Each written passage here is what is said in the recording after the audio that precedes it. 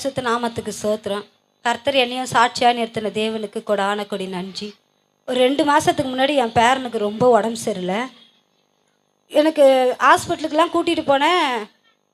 First சரியாயிடுச்சு. அதுக்கப்புறம் ரொம்ப முடியல. எனக்கும் அவனை ரொம்ப பார்த்து ஒரு வாரத்துக்கு மேலே, ஒரு 2 வாரமாக ரொம்ப பலவீனமாகவே அவனை பார்த்ததுனால என்னால் முடியல. அதுக்கப்புறம் சரின்னு சொல்லிட்டு உடம்பு நல்லாயிடுச்சே பரவாயில்லன்னு, அதுக்கு நான் இந்த மெட்ரோவோட தண்ணி வரும், சரி அதெல்லாம் எடுத்து ஊற்றலான்னு சொல்லிட்டு கீழே வந்துட்டேன்.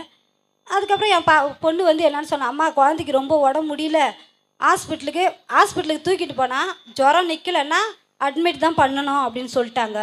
எனக்கு சரின்னு சொல்லிட்டு பரவாயில்லன்னு சொல்லிட்டு நல்லா தான் இருந்தான். அதுக்கப்புறம் அன்றைக்கி திடீர்னு ரொம்ப உடம்பு முடியாமல் போச்சு. என்ன பண்ணுறதுன்னு எனக்கு தெரியல. அந்த வாரம் நான் இங்கே ஆலயத்திற்கு வந்தேன். பாஸ்டர் அம்மாட்ட சொன்னேன், ஜெபம் பண்ணாங்க. அதுக்கப்புறம் ரொம்ப முடியாத, எனக்கு என்ன பண்ணுறதுன்னு தெரியல, என்னாலேயே முடியல, ரொம்ப எனக்கு பலவீனமாக இருந்தது.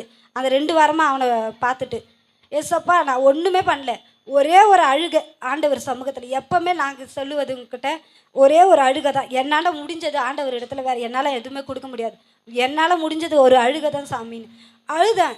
என்னால் எவ்வளோ சொல்லி அழுக முடியுமோ மனுஷன் இடத்துல சொல்ல முடியாது.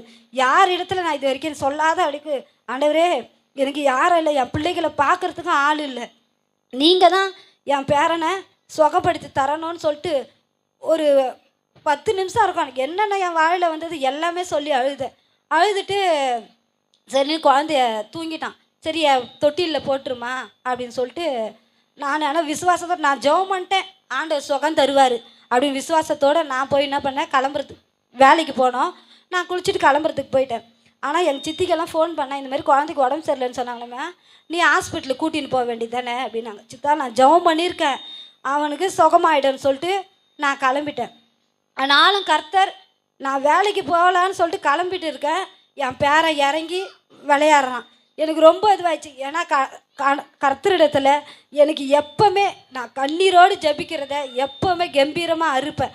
அது மாத்திரம் இல்லை, எனக்கு அநேக தேவைகள், எனக்கு வருமானம், எங்கள் வீட்டுக்கார் போனால் தான் ஆச்சு, இல்லைன்னா கிடையாது.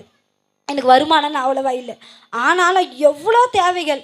என் பொண்ணுக்கு கல்யாணம் பண்ணேன், அதுக்கப்புறம் சீமந்தம், என் பேரனுக்கு குழந்தை பிறந்த நாள், இப்படி அநேக தேவைகள். ஆனாலும் அந்த வருமானத்தை கொண்டு அநேக தேவைகளை கர்த்தர் இந்த வருடத்தில் சந்திக்க வைத்தார். அதற்காக கொடான கொடி நன்றி கர்த்தருக்கு.